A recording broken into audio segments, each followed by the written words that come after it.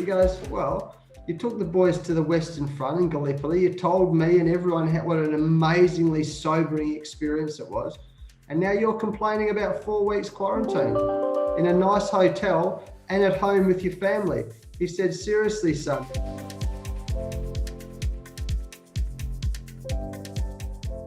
Welcome to another episode of MCC Conversations. This week we'll be exploring the topic of adversity, and to help me with that we are lucky enough to be joined by a man who played 105 tests for Australia, scoring 23 test centuries. He's also now the Australian cricket coach in Justin Langer. Justin, thanks so much for joining us. Hey Nat, thanks for the invitation. It's great to talk to you.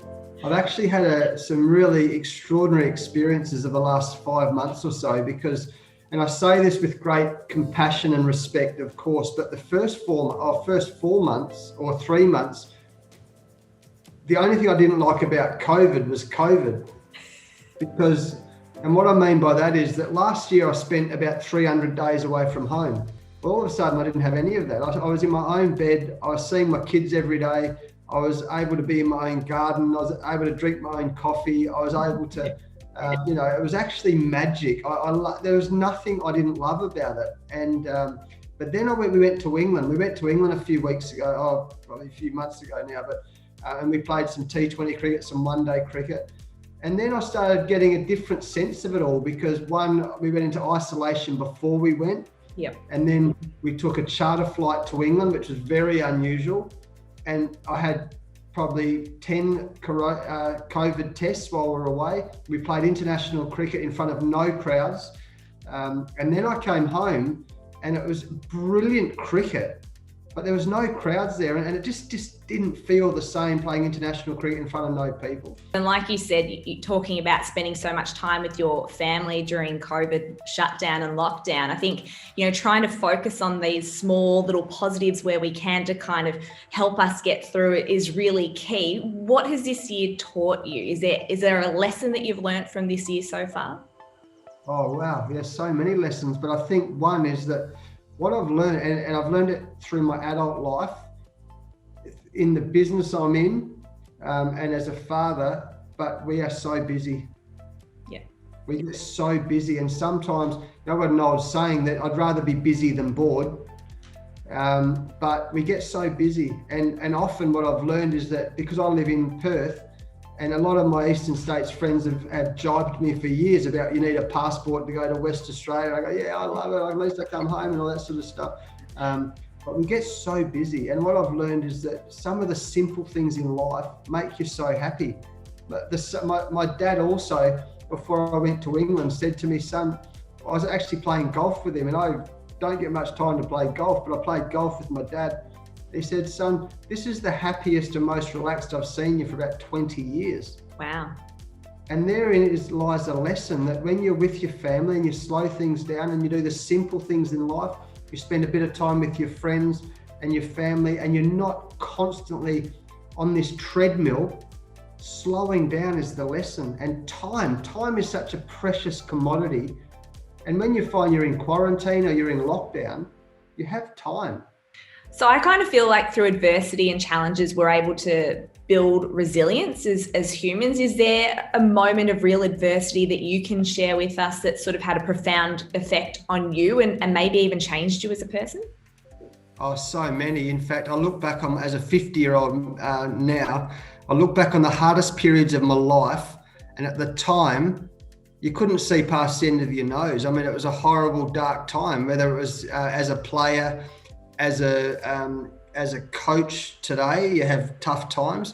As a son, as a friend, you have really hard times. But what I've learned over life is that looking back, that the toughest periods are your periods of the greatest growth. And there's amazing opportunities to learn from that. And if you have that mindset. And I've always said, when things go wrong or you go through tough times, you have two choices. You either quit or you get better. And for me, it sounds simple saying that, but it's so true. You either quit and blame everyone else and point your finger at everyone else and make excuses and give up, or you find some perspective and you get better. And I can give you many. I mean, I remember in 1993, I got selected for Australia for the first time. all I wanted to do in that since I was a kid was play cricket for Australia. And I got selected. I played for Australia. I played the West Indies. And about 2 months later, I got dropped. And I didn't go to the 93 Ashes. And as a 22-year-old, try getting your head around that. But the lessons I learned were huge. One was that it's often that you set your goals, and when you achieve your goals, you forget to reset them. And that usually sets you up for disaster. The other thing I learned back then that I look back on all these years later, in the last test before I was dropped, I had a duck in both innings against New Zealand. And John Wright, who was the old pro, the New Zealand opening batsman, tough, he's a tough old hippie righty and still a good friend of mine. But he was sitting down, I got a duck in both innings. The Ashes were going to be selected a few weeks later. And he come and sat, he probably had a cigarette and a stubby and he come and sat next to me and he said, I've been watching you, son. You're trying way too hard. You need to relax. I went, oh, what do you mean? And then he says these words. He says, you know what I think you should do? You should learn transcendental meditation. I nearly fell off the chair. I said, transcendental what? Transcendental meditation. He goes, yeah, I think it might help you. And I thought, okay, no worries. And I thought nothing more of it. A few weeks later, of course, the Ashes was selected. I didn't make the team. I thought I'd never play for Australia again. I'm sitting at the dining room table in mum and dad's house, open the West Australian newspaper, and there's a big advertisement, learn transcendental meditation. Wow. So I said, I don't believe in coincidence. So I went and saw this guy, Derek, from Smythe Road, Claremont, and he taught me transcendental meditation. And the reason I tell you all that is I've meditated every single day since. And it's changed my life. It changed my life. And even this morning, I meditated for my 30 minutes this morning. I do it every single day. And hadn't have been for that tough time, I wouldn't have learned that. I wouldn't have learned the lesson of, my gosh, quit or get better.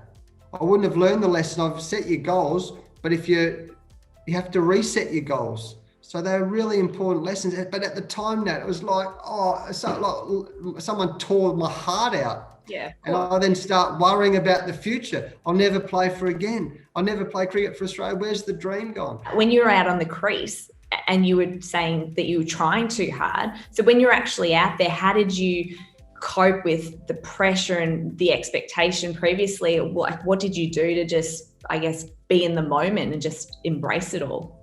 Well, it's actually, and this is amazing because we're all humans, right? So the most important thing about batting is concentration. And all concentration is 100% attention to the next ball. I was so emotional. I was so worried about the future. I was so worried about what had been happening. I wasn't concentrating on the ball. And then I was trying so hard. And I say this often to young athletes, the harder you try, the worse it gets. Because the harder you try, everything tightens up. And in great sport, you have to have a really concentrated mind, but a really loose body. There's a word in martial arts called Kime, K-I-M-E, which says loose body, tight mind. So, and that's crucial in sport. But as human beings, because our minds are always in the future and always in the past, that's where we come unstuck. So the more you can come back to that moment of the ball, in my case was the ball, and seeing it released out of the bowler's hand, that was important. Yeah, 100%. I mean, is that philosophy of having fun and balancing that out, is that something you try to really impart on the Australian team now that you are coach? Absolutely. Absolutely. And the other thing, the big thing I've learned many lessons. I mean, you talk about adversity. When I took over the job, we'd just come off Sandpaper Gate, right? Yeah. So there's no bigger crisis in Australian cricket. But what I've learned is that I've got four beautiful daughters, right? And they all come from the same place. They all have the same upbringing. And guess what? They're all so different. They are so different. So therefore, if my girls are all different, all my players are going to be different. All my staff are going to be different. So you're going to treat them differently. But the foundation is still, you've got to relax and you've got to enjoy what you're doing. If you're not, you will go crazy. And there's been lots of times over the last 2.5 years where I've had to remind myself of that. And control the controllables. I mean, because at the moment in this COVID period, there's so many things that are out of our control. I love that when you talk about your leadership philosophy and the real care that you have for people. I mean, one thing that really stood out to me when I was watching the documentary, The Test, and if you haven't watched it, make sure you do, was at the start of 2019, you really changed the language and the behaviour of the team in terms of it's we, not me. Like leaving the ground together, arriving together at the ground at games. Was that change that you saw amongst the team, was that immediate, or did it take a little while to really see those bonds strengthen? Well, there's a couple of things. One, I was really lucky in that because I took over West Australian cricket in time of crisis as well. So had I have not had that apprenticeship and learned what worked and what didn't work, and I knew this whole concept of we, not me, it takes so much pressure. I used to say it batting chaos. If it wasn't just about me scoring runs, it was about our partnership, well, it took pressure off. If it was about me batting with Ricky Ponting, it took pressure off. And it's the same with the boys. If they look after each other, and one of our values is mateship.